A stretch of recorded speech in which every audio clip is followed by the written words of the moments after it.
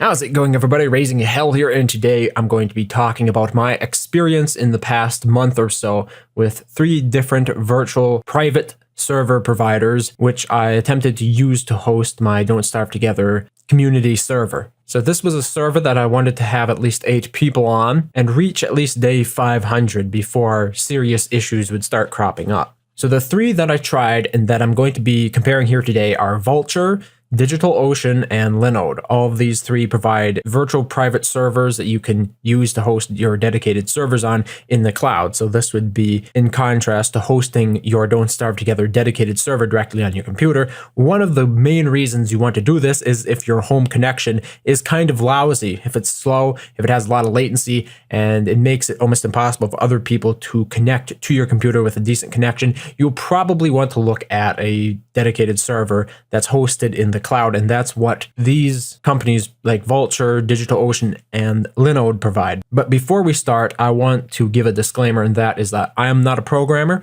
I am not a Don't Starve Together modder, and I am not a system administrator.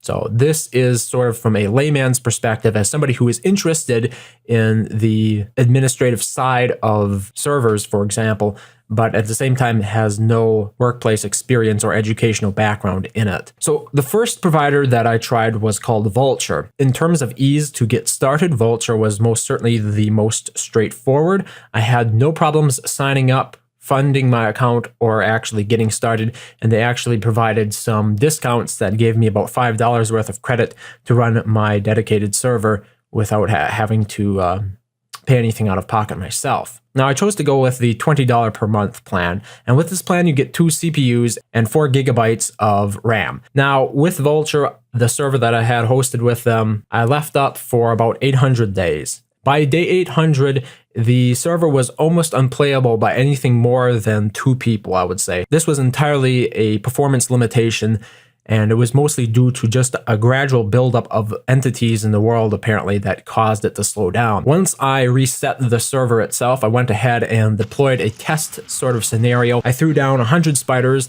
100 frogs, and I let them chase me around a little bit.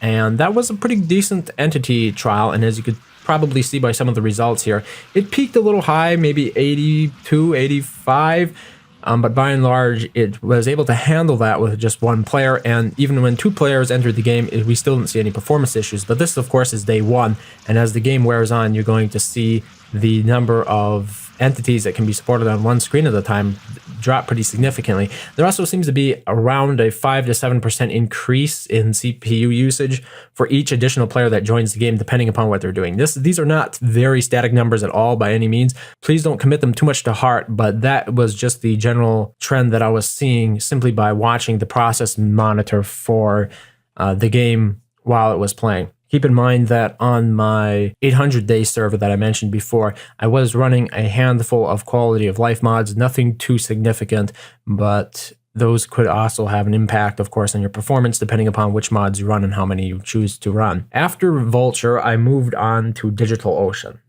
My server at DigitalOcean is nowhere near as old as the one on Vultr, but we've gotten about 120, 30 days onto it so far, and it has performed admirably, I have to say.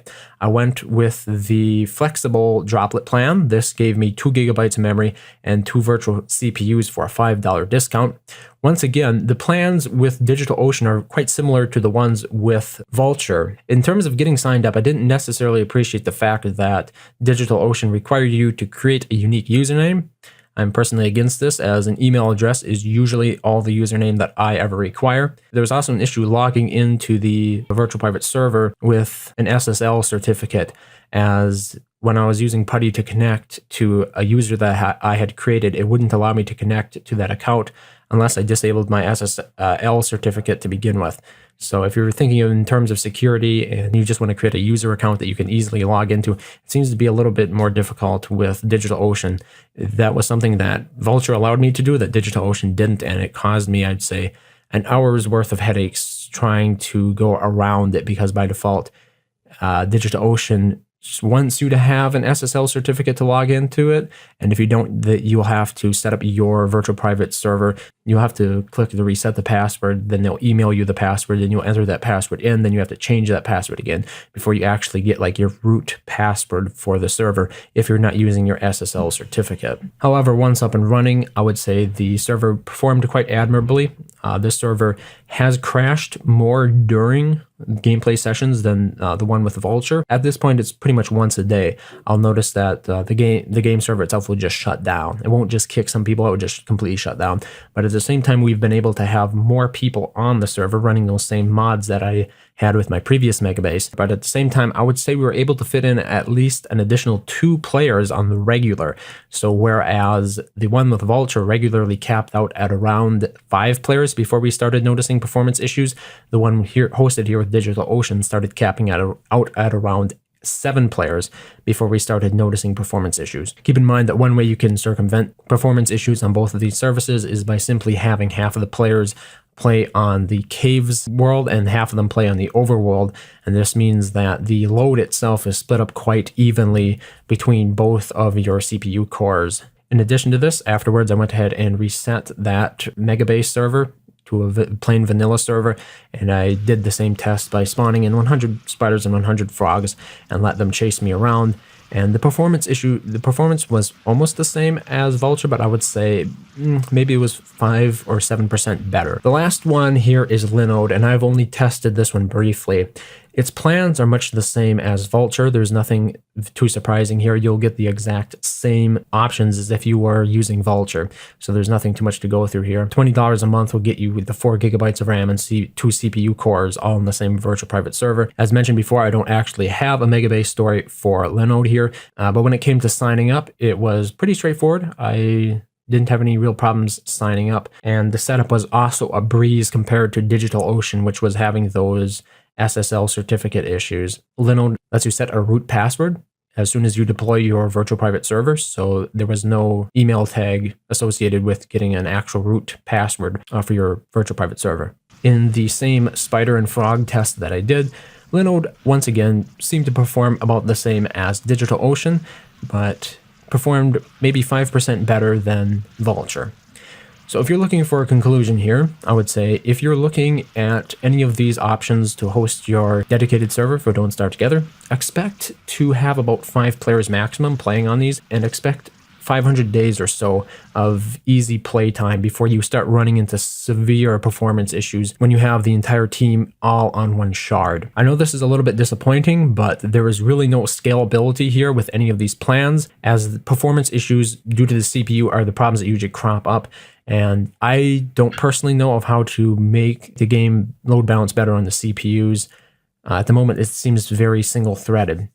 So you might want to look at a service that actually provides game-specific servers, or something like Amazon Web Services, AWS, with their E2C instances, because they have an overdrive option that allows you to use more processor cycles and should be allocated to you for an additional price during those peaks of high demand. If you are not interested in going with either of those other 2 options and are interested in having a virtual private server that you can directly control yourself without the costs associated with Amazon AWS, I would recommend DigitalOcean for simplicity, because they have the flexible droplet option, which is going to cost you $5 per month less if you go with the 2 gigabytes of memory, which should be sufficient for 5 players. Or I'd recommend you go with Linode, both because Linode offers the same plan. If you're looking at something a little bit more complicated, you can do $5 a month and split both game world shards onto different virtual private servers. For $5 a month, you can save like $10 a month doing it this way, and you'll get the better performance that Linode has, as well as the ease of setup that Vultr did not really have compared to Linode when it came to just simply being able to enter an admin password for your instances, for your virtual private servers, and not having to actually deal with SSL certificates. So unfortunately, Vultr takes 3rd place here. It performed fairly well for me, but I had people complain about performance issues while we were playing. This was, of course, the one that I played the longest on. But there are a couple of problems here with Vultr, namely that their performance seems to be weaker than both DigitalOcean and Linode. And their best plan here is for $5, much the same as Linode. You get the exact same memory as Linode, 1 CPU, $5. There's really no reason here. You get a slightly bigger solid state drive for your storage, but really for Don't Starve Together, that's not needed. So there's really no advantage to going with Vultr. So I'd choose number one, I would say DigitalOcean. Ease of use. You get it's $5 cheaper if you want to deploy the entire Don't Starve Together dedicated server onto one virtual private server, or go Linode if you're interested in doing a little bit more tinkering and you'd like to save an extra $5 by deploying the Don't Starve Together server across two different virtual private servers, one for the caves and one for the overworld. So I hope this helped you out. Once again, I want to make clear that I am by no means a professional in any of these areas, and I could have overlooked some very obvious things. These are simply an account of my experiences and the conclusions that I reached after spending about a month of spare time researching and testing these available options. So thank you very much for watching as always, and I hope to see you next time.